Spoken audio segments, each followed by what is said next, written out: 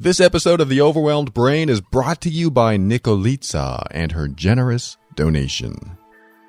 Are you annoyed by affirmations? When you're told to think positively, all you have to do is stop feeling sad. It's that easy. But what if it doesn't work? Then try harder.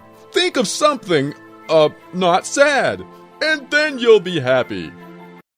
Wow, you're really dense.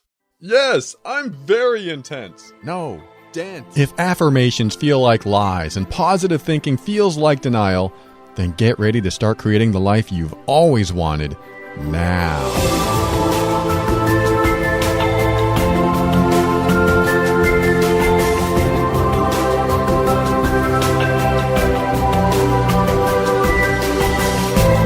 Hello, this is Paul Coliani, host of The Overwhelmed Brain and your personal empowerment coach. This is the personal growth show for the critical thinker.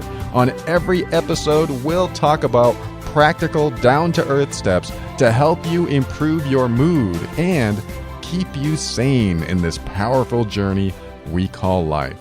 I want to help you bridge the gap between your emotions and reason, causing you to discover why you do the things you do and what you can do to reach higher levels of happiness and lower levels of stress and overwhelm. If you're here to learn more common sense tips for improving your life, you're in the wrong place. This is the direct path to uncommon sense, and that's why it's going to help you learn, heal, grow, and evolve. And just a quick message for anyone who's written to me over the past few weeks. I have replied, at least I believe I've replied to you, so if you have not heard from me, check your spam folder. I don't know why I'd be in there, but you never know, so check that. And if you haven't heard from me, write back and find out why I haven't replied. Otherwise, I do believe I have replied to everyone, so if you're still waiting for my response, then either my email is messed up or there's something on your end like I'm hidden or tucked away in some obsolete folder on your computer. Hopefully not. Let's get to today's quote, which is by Martin Luther King Jr., and it's this: "Love is the only force capable of transforming an enemy into a friend." Now, the reason I chose this quote is because it's very fitting for what can change in your life. If you want to transform someone in your life that is mean to you, that you just can't get along with, or that you want to get along with, but you can't find a way to do it, show them love. Now, I don't mean, I love you. I just mean, show them compassion. Show them something friendly instead of a reaction. Now, how do you do this? Some people you don't think might even deserve that, but I watched a movie last night called Soul Surfer, and it is the true story, or based on the true story, of Bethany Hamilton. And she was a 16-year-old surfer in Hawaii who had her arm bitten off by a shark. If you've never looked at the story or have never seen the movie, it's worth looking into because it's very inspiring. Well, there's one scene in the movie that was pivotal in changing a rivalry into a friendship. So if you haven't seen the movie, block your ears for the next 30 seconds or so I can read you the lines in that movie that change what was happening in the scene. So block your ears now if you don't want a spoiler, probably for the next minute or so, and let me set up the scene. So Melina is a rival surfer, and she is competing against Bethany, who lost her arm. And the scene in the movie is near the end where Melina actually wins the competition against Bethany and some other surfers. And Melina has been just really snarky towards Bethany the whole movie, never letting down and just really kind of mean to Bethany even after she lost her arm. So they're getting their pictures taken, and Melina's on the top spot, and she's still being a little snarky to Bethany, and Bethany looks up and says, "Melina, I wanted to thank you." And Melina looks down and says, "For what?" "Just for never taking it easy on me. It means a lot." And Melina just didn't know what to say. it was a total shock to her because she did not expect that. She expected the same reaction, which is, I'm going to sound mean or maybe like a bully, and you're going to cower or say something back. But Bethany didn't do it that time. She had lost her arm, and a lot of people were trying to help her out because she had no arm, but Melina never backed down, and she was always herself. That doesn't mean we should still like her for being herself, because she was kind of mean towards Bethany. But after that scene, Melina shifted. She changed. She looked down at Bethany and said, "Come on up here. I want to share this award with you." She just changed. Now, I know this is just a movie and it's probably exaggerated a little bit, but it really sent a clear message, and that is, if you're always reactive and feeling like you're getting beaten, and you're always responding from that place, the relationship you have will never change. By the way, if you've blocked your ears, now is the time to unblock them, because I won't be mentioning too much about the movie anymore. So if you haven't seen the movie, go check it out. It's called Soul Surfer, and it's been around for a few years. It really seemed like it was directed towards kids for the first 30 or 40 minutes or so, but then the movie takes a turn and it really matures into something that was inspiring and definitely tear-jerking and overall just empowering to me, and I think you'll probably like it too. So anyway, changing your attitude towards someone, even if they're mean towards you, can mean the difference between a tense, anxious relationship and a positive, different relationship, or maybe not even positive, but just, it would be great if it was just neutral or not tense, not anxiety inducing, not something that you fear meeting the person once a day or once a week or whenever you think about them. It's sort of like the situation that I talked about a few weeks ago, where you work for someone who seems like a tyrant, and they're demanding and they're mean or angry or they're yelling a lot. They don't know any other way to be. So they've become this person or are doing this behavior because they don't know how else to behave to get what they need. And I'm a proponent of trying to find out what someone needs and fulfilling that need so that they change their behavior. In the movie, and I won't spoil it from this point on, one of the characters, you could tell, needed love. And however you define love or just being kind in a way where they understand that you care. I think when you tell someone that you care and you want to help them get what they need, that changes the dynamic of the relationship. You know, I remember when I was at the airport, I flew up from where I used to live in Florida to New Hampshire or Boston, I forget exactly where.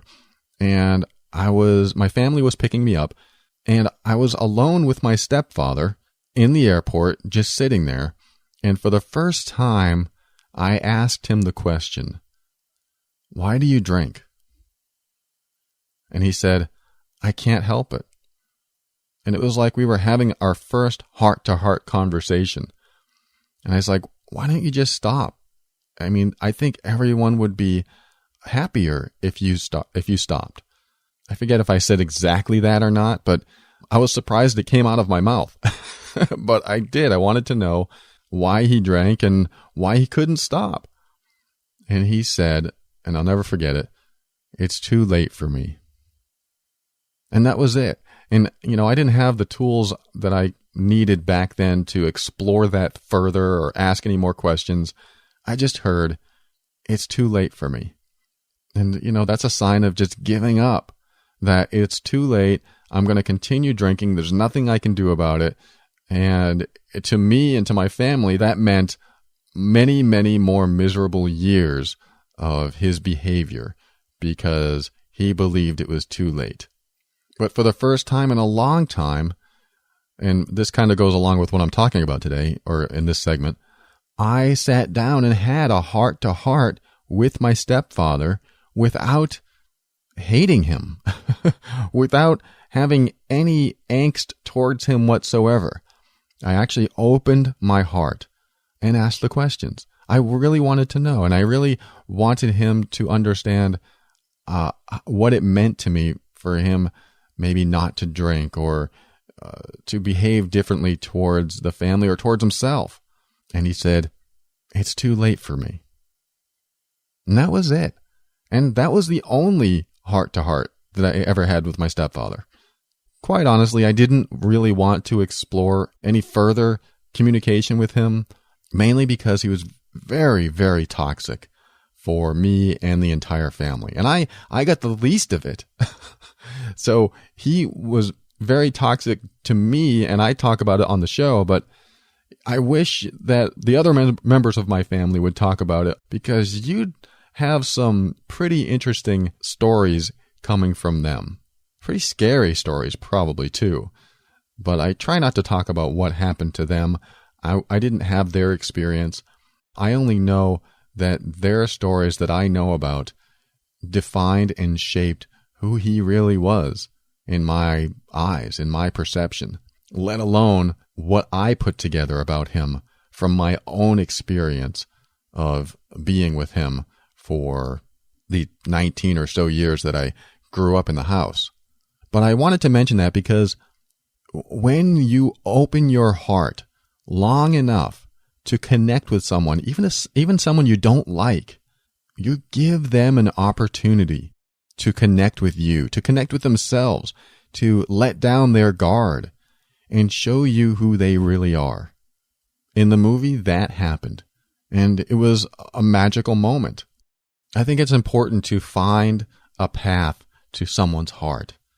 I mean, not always. You don't always have to make amends or forgive or try to be compassionate towards every single person, especially if they're evil in your eyes.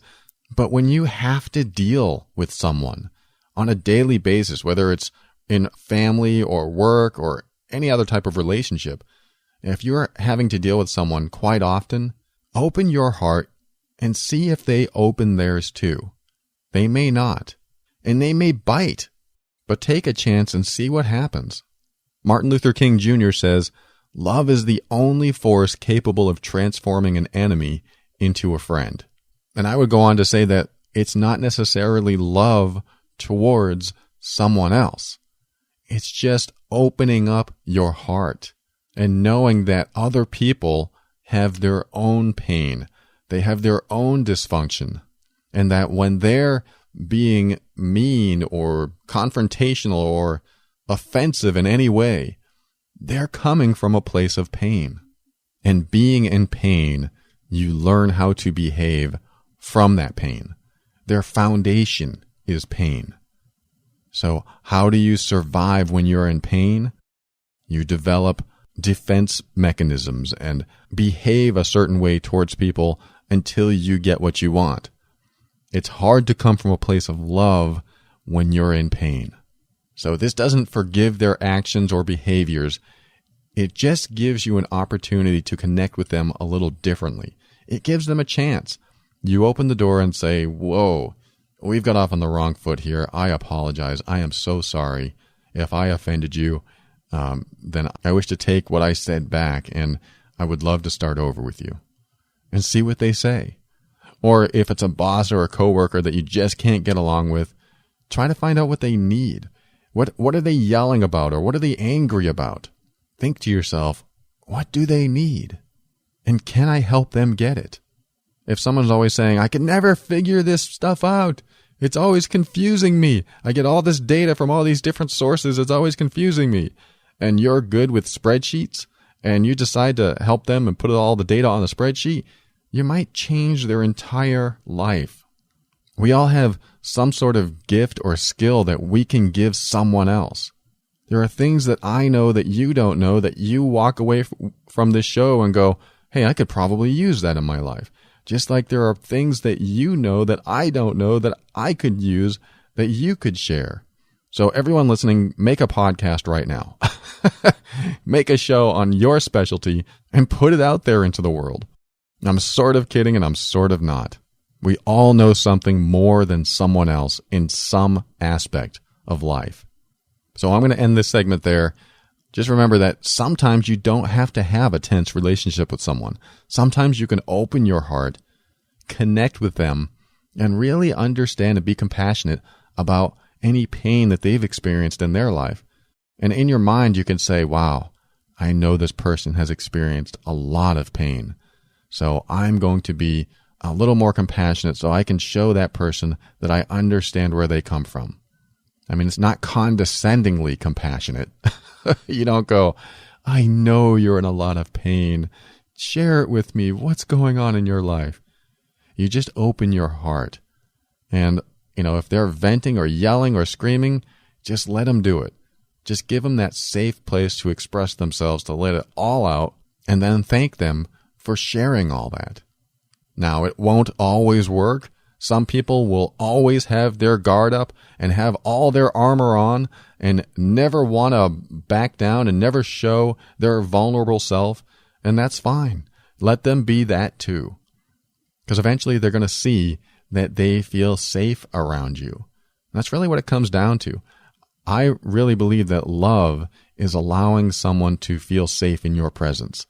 I mean, it's more than that, but a big part of love is feeling safe. When you can feel the safest around someone, then you open your heart.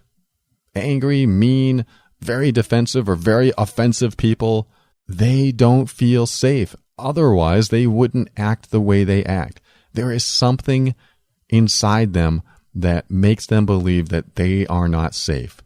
You may not have the tools or the skills to uncover what they don't feel safe about, but knowing that they don't feel safe and that's why they're behaving that way, just might open your heart enough to let them in and express themselves in a way that they've not felt safe enough to do so. That's it for this segment. Let's go on to our next segment called Ask Paul.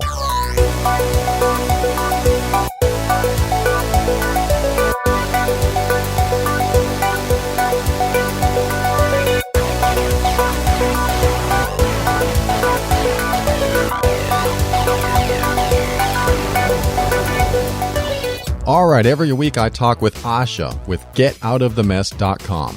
Asha is an independent associate for Legal Shield, and she comes back once a week to remind us that we can always have someone in our corner when we need them. Now, instead of doing the normal thing where she comes on the show and I ask her a question and she shares with us all of her legal exploits, everything that she's gone through, today I'm going to go solo because I had lunch with her yesterday. We went to one of my favorite places, Panera Bread. And this isn't a commercial for Panera Bread. I just love that place. And I don't mind telling people about it. And we talked about a very important situation that married people get into. When they get divorced, there's always one person with the money and the power. Well, not always, but there's a lot of times one person with the money and the power and the other person who for the last 10, 20, or even 30 years has been helping them achieve that money and power. For example, 90+% of the time in a heterosexual marriage, when they get divorced, it's the man who has more money and more power, and the woman who, if she'd been helping him build that business, take care of the household, take care of the kids, she gets left with next to nothing because he can hire the best lawyers. And he has all the money and the time to spare to make sure that she gets nothing. That's a terrible place to be. If you're the woman, that's a terrible place to be. Asha and I talked about this yesterday, and I just felt disheartened. I just felt like I had no answer. There's no solution for that. So really, the only solution that we both agreed to, and this is where it turns into part commercial, part practical advice, is to have an attorney on your side, is to have a lawyer there to help you through the situation, to back you up, to know that somebody is in your corner fighting for you. Asha is with GetOutOfTheMess.com, and she gets you connected to legal insurance for $20 a month. Now, what does that mean? Anytime you need it, you call the service, and they get a hold of an attorney that's perfect for what you're going through. That attorney calls you back. They can write letters for you on your behalf. They can make phone calls for you, all within this $20 a month. Or if you actually need to go to court, you'll get a reduced rate on attorney fees. I don't want you to be trapped. I want you to have a way out. I want someone on your side. So if you're in any type of situation like this, where you're going through a divorce, but the other person has the money and the power, and you don't feel like there's anything you can do, then just try it out for 6 months or even a year. I mean, think about it this way. 12 months at $20 a month is a total of $240. Have you ever paid for an hour of an attorney's time? You're looking at a year of service for the amount that you typically pay for an hour of time. That's why I endorse this service so much. But like I said, this is a half commercial, half practical advice because I want to give you my unbiased opinion on what I believe you should do. I believe you need someone backing you up. I believe that when you're in any type of situation where it's just too much to handle and it's going to cost too much, it's so much easier to have a representative, someone who represents you, take care of it for you, or at least in partnership with you. Give Asha a call. Ask her if this is right for you. Her number is 678-355-8777, or you can email her at Asha, ASHA, at getoutofthemess.com. Don't get backed up into a wall, and don't end up where so many of her friends and so many of our family members, she has family and I have family, that have ended up with no power, very little money, having to get work for the first time in many, many years. Don't end up where they ended up. Or if you're already there, find out if you have a case. Find out if you have some sort of legal recourse so you're not stuck in that position. Again, call Asha at 678-355-8777.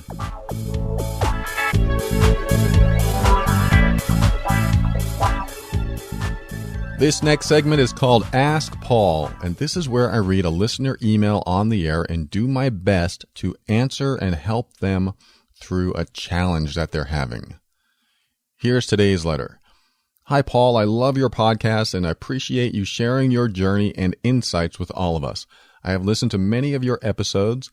I meditate, practice yoga, yet I find that I keep struggling with the relationship that I'm in.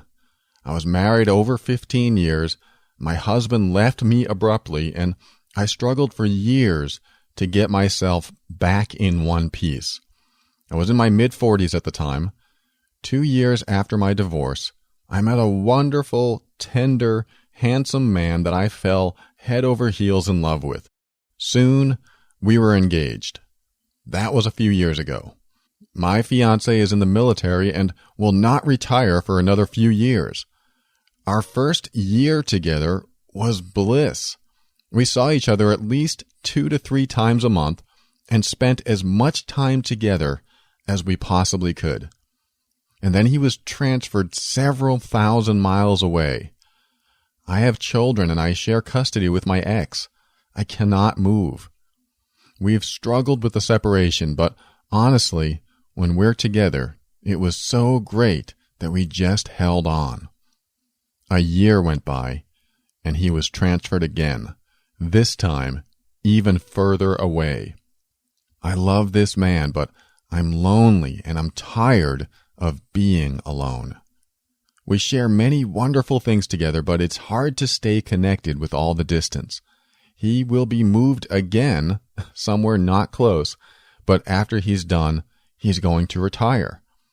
Our plan was to get married and look forward to his retirement, even if it meant 3 more years of separation. By the time he's retired, my children will be in college and out of the house. Well, I broke up with him 2 months ago, as I felt I couldn't keep this up, and I was waiting on a promise. I felt my life was passing me by. He was heartbroken, as was I. After about a month, I started to really question what I had done. I felt I had made an enormous mistake. I reached out to him, and he is understandably reluctant to get back into a relationship that has, quote, no resolution for several years due to our personal situations. I keep trying to reframe this, but I seem so stuck. I want to move on, but I don't want to lose this man in my life as I adore him. I don't want to be alone, but I don't want to be with anyone else. He needs to finish what he set out to do professionally, as do I. I need to raise my children. I feel like the argument goes around and around in my head, and I can't find an answer on what to do. It seems like there's no resolution, and I suppose I need to accept this or move on, but it just doesn't seem that easy. Anyway, I would appreciate any thoughts on how I might be able to resolve this in my own head. All right, I'll call you Jill. Jill, thanks so much for writing this. This is a hard situation. When love traverses across thousands of miles, it can be wonderful and painful at the same time. You can have someone out there waiting for you, and you know that soon you'll be together. And maybe when he goes on leave, you'll be together. But that could be 6 months, could be a year, could be who knows how long. I remember when I met my girlfriend. The distance between us was over 1,000 miles. And, at first we were conversing as friends. It took about a couple months before we started realizing that this relationship could go somewhere. But we were talking online through video chat and phone as friends.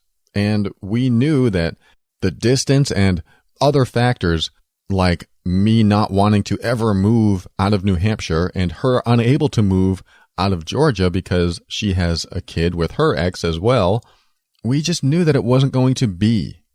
But I was in a situation that eventually I could do anything I wanted because I didn't have anything tying me down. Now, I hate to say it that way. It sounds like a negative thing, but you have kids and you share them with your ex, and unless you don't want to see your kids anymore, you have something that ties you down. And children are wonderful, and you have children, which is great. So you will have a life with your children, but not with the man you want to be with. And that's a tough decision, but that is the decision you made and you've committed to, but are now saying that you might have some regrets of breaking up and not sure where to go from here. So my answer isn't, well, you made your decision, now stick with it. Not at all. But I do want to explore this with you and find an acceptable or somehow reasonable thought process that you can plant into your mind. Now, what is the thought process? First of all, he's thousands of miles away and you love him. Now, what do you do with someone that you can never see, but you love? What do you really do with a person like that in your life? Someone you know you can't see, or not easily, but you love them. The first thing that comes to my mind is you want them to be happy. You want them to be happy. Now, does their happiness have to include you? Now, that's a hard question to swallow. I had to swallow that question when I was getting divorced. I did not want a divorce, but I wanted her to be happy. Because when we were married, I wanted her to be happy. I just had a dysfunctional outlook of what happiness was and didn't realize what happiness for your partner, for the one you love, really meant. Do you want him to be happy? I know we're going to talk about you in a minute. We want you to be happy too, of course. But do you want him to be happy? And if he is happy, holding on to the idea that you will get married, then you know where he's at. You know what he's going to do. He's going to keep himself busy for the next few years and keep holding on because that's what he does. I'm assuming that you know him well enough that that's what he'll do. If he's committed, that's what he'll do. But then you ask yourself, what would make me happiest? And what makes us happy has to do with the priority of things in our life. If your priority is your children, then my advice is to dedicate your love and your energy and your happiness towards your children. If that's your priority, then dedicate all of you to them. Now, that's not just the answer I'm going to give. It's not just, well, you made children, Now stick with that decision because you still have some pain inside of you. You still have some loneliness inside of you, and you don't want to be alone anymore. I understand this, but who do you want to be when you meet another man? I'm not saying that you need to meet another man. I'm saying that it is possible that another man will come into your life who is not only just as good, but might be better. And that may not be a thought that you want to have. But if you really do want companionship in your life, you need to keep yourself open to any companionship so that it can happen, even with the person that's thousands of miles away right now. You need to keep yourself open to what's possible. What is possible? When I was getting a divorce, I did not want anyone else but my wife. I wanted her back, and I was going to hold out until she changed her mind and came back into the marriage. But there was a point where I realized that was never going to happen. And so I was in the same situation or a similar situation as you. I said, well, I either have to accept this or move on or what? So I was like, okay, I accept it. I accept that she's never going to want me back and the marriage is never going to be again. But accepting it didn't take away the pain. So the thought came to me of, well, what if I meet someone else? And I was thinking, yeah, but that's not her. That's not my wife. It's never going to be her. And it's true. The next person you meet will never be the last person that you were in love with. Will never be that person that you were so connected to. But here's the thing, and here's what got me past the decision that I had to make, which was to accept and move on, which is where you are stuck and are trying to figure out what your next move is. I came to a point where I said, if I met someone else and she was just as kind and friendly and pretty and everything else just like my wife, or even better in some ways or more ways, would I then allow that? Would I then allow her into my life and have it be just as meaningful, if not more meaningful? And I sat with that, and something processed inside of me. Something shifted inside of me. And for the first time, I realized that it's not the person that I miss. It's how I felt having the person in my life. So when I had my wife in my life, I felt a lot of good things in myself. I felt supported. I felt I was in love. I had all these wonderful feelings, even though there was some dysfunction in the marriage. But I talk about that on other shows. But for the most part, when I was happy, I was really happy. So ask yourself, if someone came along who wasn't anything like that person in your life, but made you laugh just as much, made you smile just as much, made you feel just as significant, made you feel loved just as much, if not more, would you consider the possibility of that person being in your life? A new person that can do all those things, if not more, than the last person. It doesn't mean you love the last person any less. It just means that you allow what you love to feel and who you love to be into your life again. How do you want to feel? Do you want to feel that love? Do you want to laugh? Do you want to enjoy and share experiences with someone? Most of us do. So I say forget the label of who does that for you. We have some wonderful people that come in and out of our lives, and then sometimes we wish that person would have stayed. And so we label that person as the one. We label that person by their name and say there'll never be another Jack, or there'll never be another Susie, or I'm just making up names here. There'll never be another so-and-so. Then we meet someone else and suddenly we feel good again. Things start happening in us that happened before, but this time we feel different or better. Now, I hate to say it, but the formula for love and happiness is pretty simple. It's just that sometimes we can't meet it because we're stuck on what we believe the formula should be. We believe the formula needs to be this 6'1" brown-haired guy with brown eyes with a mustache and nice shoes. And he took me out in his Buick. I mean, we label it with details instead of measuring how we feel when we're with someone. So the challenge is knowing that we can feel how we felt with the person that we were with someone else. Knowing it's possible, because it is possible. It's sort of like when I look on Craigslist or eBay and I see something that catches my eye and I go, wow, that's only $40? I better buy it now. You can't find those anywhere. Yet it only took me 5 minutes to log into one of those sites and find it right away. So I actually ended up convincing myself of a philosophy that has been true time and time again, which is if I can find it once, I can find it again. If you can find this once, then you can be open to finding it again.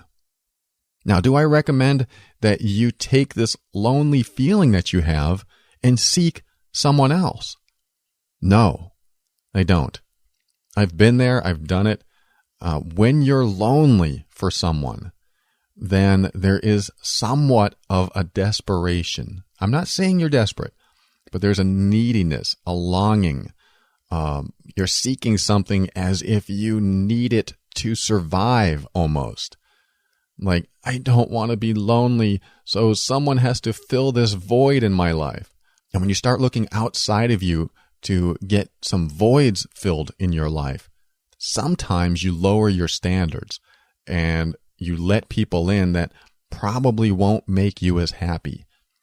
This is why they say don't seek someone after a breakup, because it's a rebound relationship. It's like as soon as you break up, you go on the rebound and that person fills a lot of needs, but not all the ones you really desire in your life.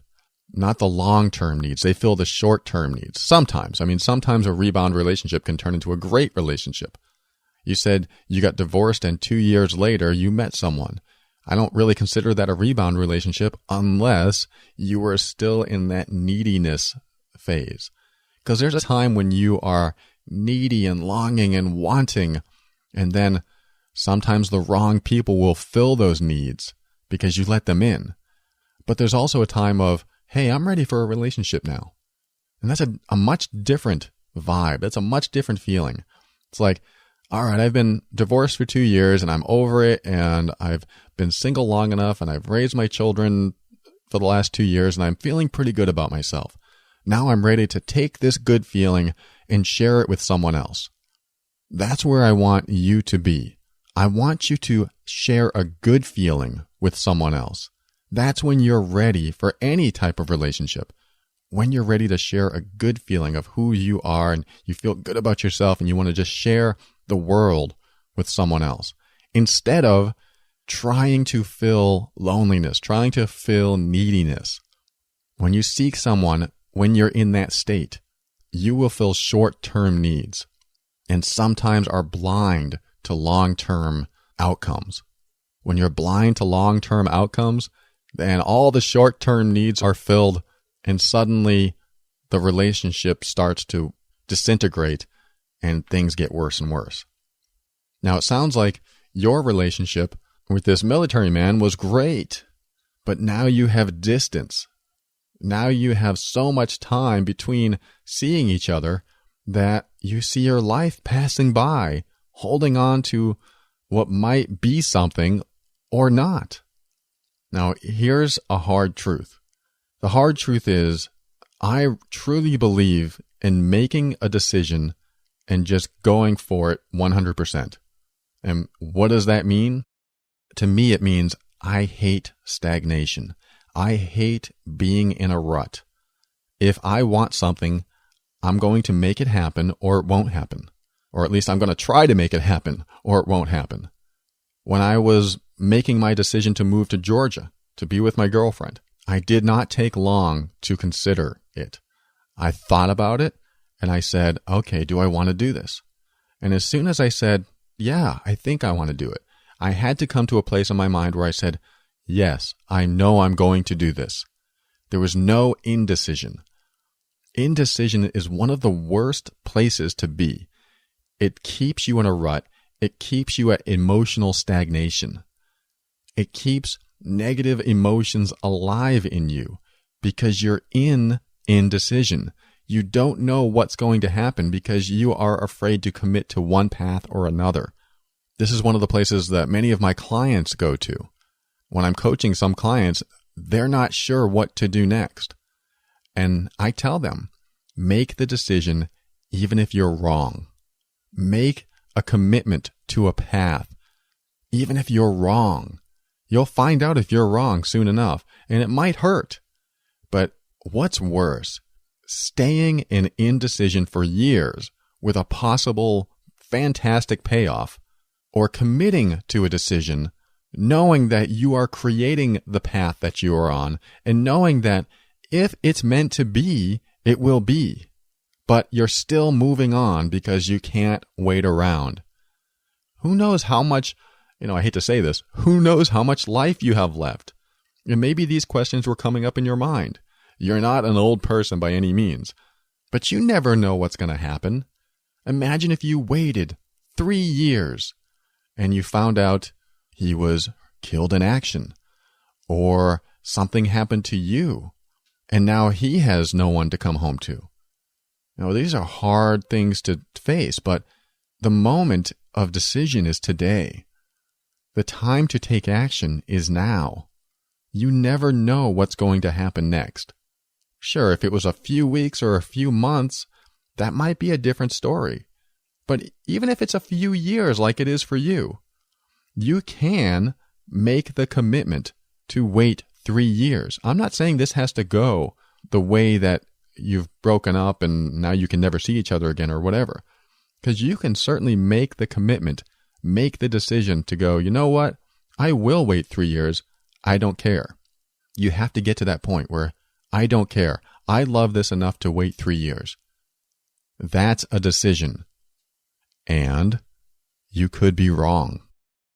Taking action and making a decision is empowerment.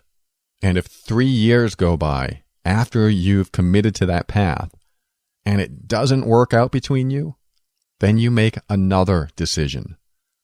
The most power in every decision comes from this phrase that I tell myself.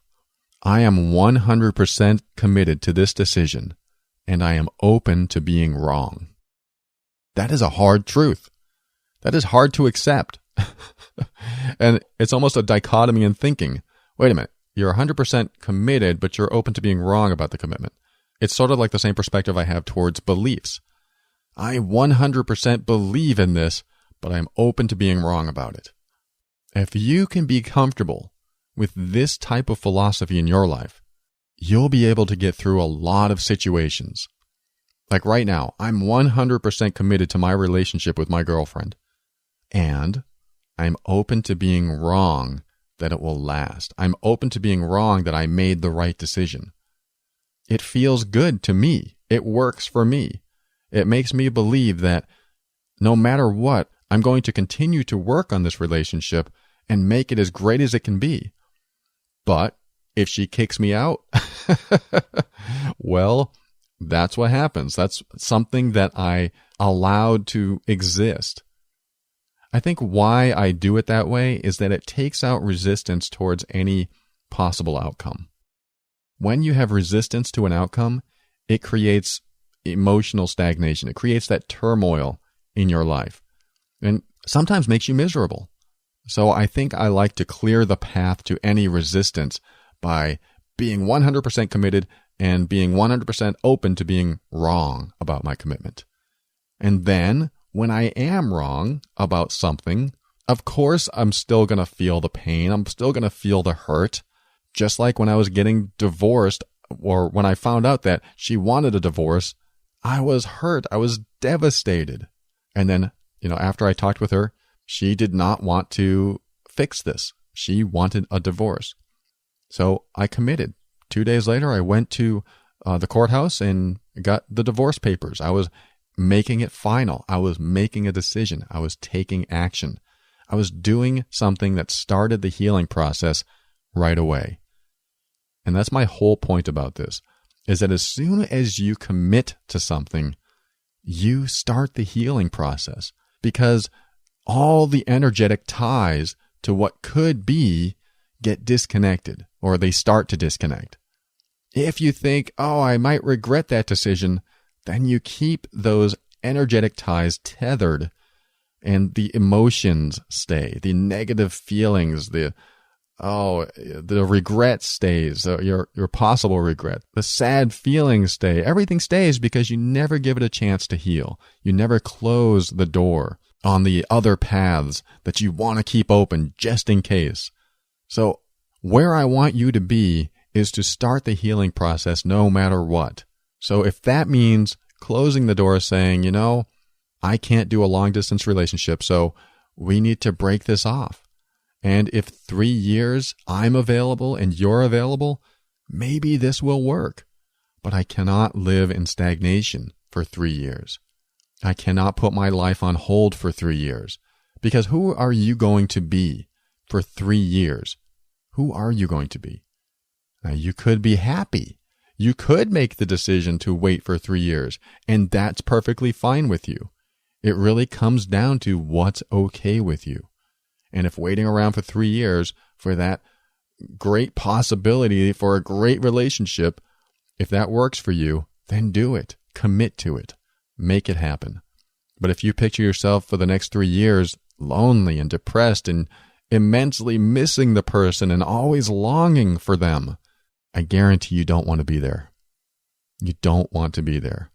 If you can come to a comfortable place of knowing that it could be great someday, and you're not always longing and what my girlfriend calls pining for someone, then you might be okay.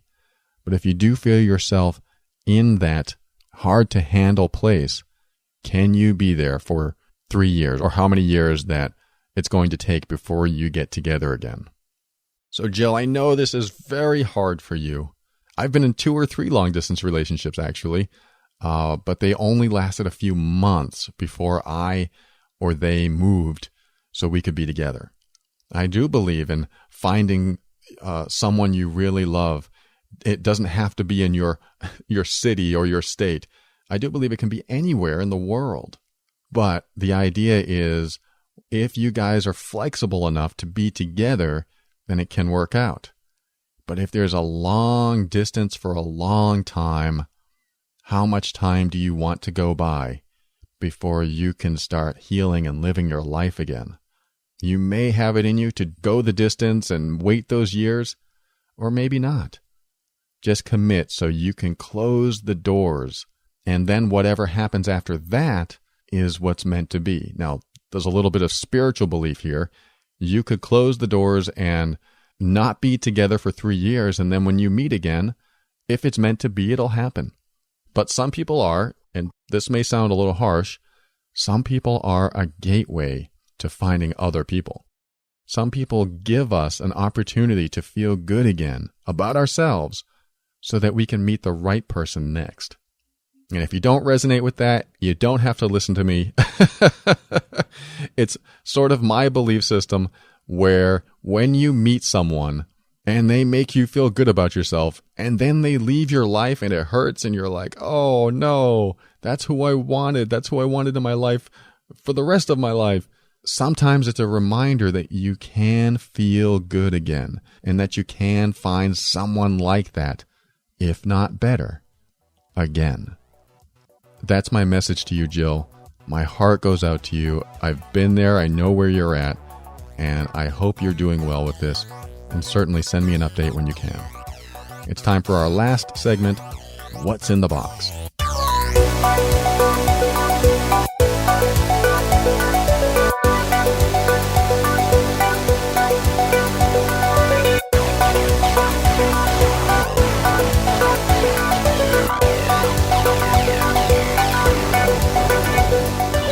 All right, if you haven't coached with me one-on-one, let me tell you what that entails.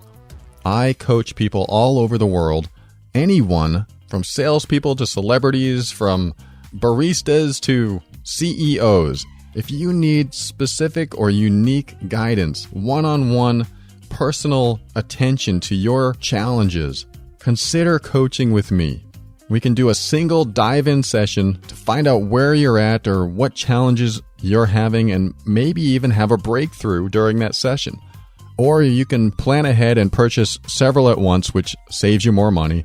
Or you can go on a maintenance plan where you want to continue working with me once every few weeks to make sure that you stay on par, you stay the course, and keep making decisions that are mentally healthy for you. I'm a personal empowerment coach, which means I get you to a point where you feel empowered to make decisions that create the life you want. So I can help you get by those anxious thoughts or those feelings of not feeling good enough or worthy enough, because you know that I know that you are worthy. And I'll help you get there. I'll help you realize that too. And if you don't think it's in you, well, that's why I'm here. And whether you want to coach with me or not, keep listening to the show. I teach everything I know on this show. But sometimes you need more personal one-on-one support. And that's why I'm here. Reach out to me. Go to theoverwhelmedbrain.com and click on Coach with Paul. I want to get you to a point where you have all the tools and resources that you need to make empowering decisions for yourself. Go to theoverwhelmedbrain.com and click on Coach with Paul. Hope to talk with you soon.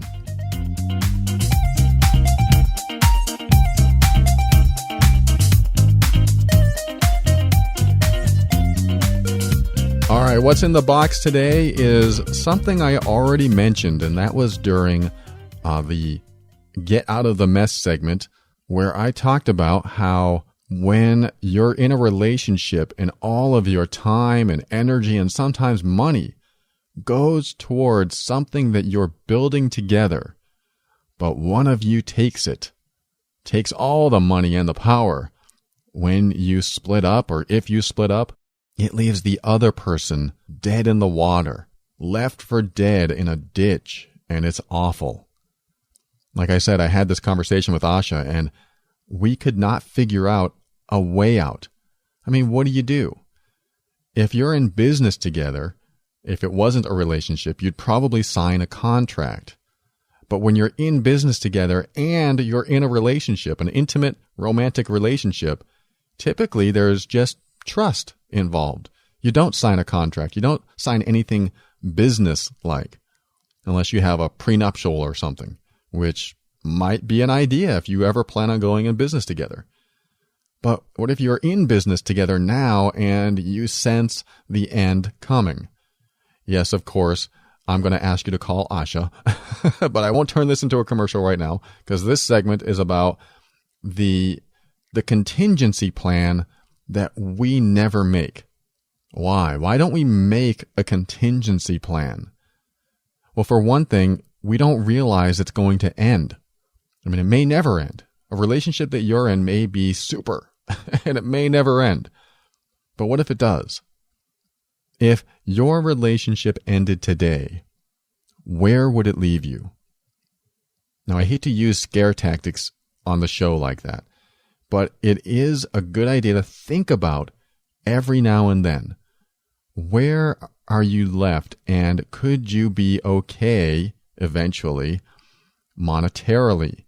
It's going to hurt emotionally, of course, but where are you monetarily? Where are you? Do you have a house? Or do you have support? Or when they leave, are they going to take everything? Hopefully, this never happens to you. But if it has happened to you, you know what I mean. Where will you end up? We already know the emotions are going to hurt. But where do you end up, again, financially? Or do they have all the power? So I don't mean to put this in your head so you'll be fearful or anything like that. But it is something that I cannot figure out how to avoid. This is one of those mysteries in the universe, like a paradox. Like you want to love and trust the person you're with. At the same time, if that person that you're with, that you've built any type of financial nest together, if they take that financial nest, where are you left? Or if they take what you've been doing for the past 20 or so years and all your skills are about that business, do you have any other skills to get another job? This is important to know. This is why it's important to have personal growth, personal development, and personal empowerment. This is why it's important for you to build yourself, to evolve yourself, to get to a point where you become self-sustaining in a relationship. Not because you're paranoid about a future that, where you could break up or get divorced, but because it's the right thing to do for you no matter what. And what if the other person doesn't leave you but dies? I mean, there are all these things that we don't typically have a contingency plan for. And the hard thing is accepting that there should be a contingency plan, because we don't want to believe that someone's going to leave us. We don't want to believe that they would do that to us. The truth is, some people do. And especially during divorce, people's brains change. They start thinking differently, and they're convinced by friends and attorneys that this is what you need to do. They stop using their heart and start seeing a different path they need to take in order to, quote, win. So again, I don't mean to use this as a scare tactic, but I do want you to start developing yourself, developing your skills, doing other things that aren't all about the other person or the relationship. Do things for you.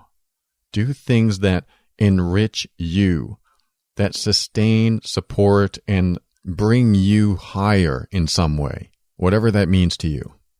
And that could mean something as simple as opening up a savings account for yourself. Again, not because there's a possibility of breaking up, but because you never know what could happen. You never know. And when every single part of you is dependent on someone else, that's putting all of your eggs in one basket, hoping that it'll always be there. It reminds me of that story of Lucent Technologies, where I met a guy in a restaurant who worked for them, and he had his entire retirement funded through them. So I don't know if they folded or if there was some embezzlement. I don't remember the whole story, but I do know that he said, my entire retirement was in there. It was like $500,000. And he was getting near retirement age. And he said, now I have nothing. I had everything in that one entity, and I have nothing. And now I'll have to work, probably for the rest of my life. And it really saddened me. And people are in that position right now. And I say you'd have to accept that and move on and do what you can, but wow, what could I have done differently? What should I have done? We believe and we trust, and sometimes we're just naive.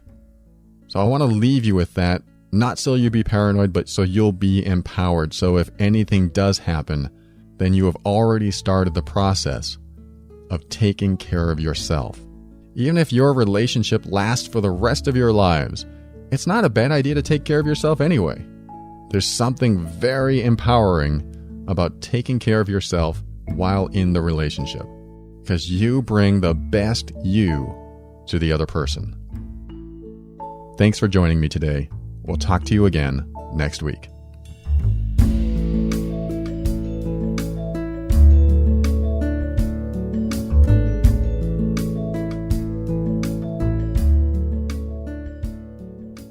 Thank you for listening to another episode of The Overwhelmed Brain. Just want to mention really quick, the healingbroadcastnetwork.com is still accepting members that want to join for free. If you are a coach, a counselor, or a healer of any sort, and you want to build a practice or you're thinking about building a practice, think about joining the Healing Broadcast Network as a preferred member. So join me over there where we all converse in a private Facebook group to help you with the challenges of building a thriving practice. Go to healingbroadcastnetwork.com today. And of course, if you're not a coach, counselor, or a healer, you're still welcome to visit the Healing Broadcast Network to view the amazing self-help articles that our members put out. I want to thank Asha with getoutofthemess.com.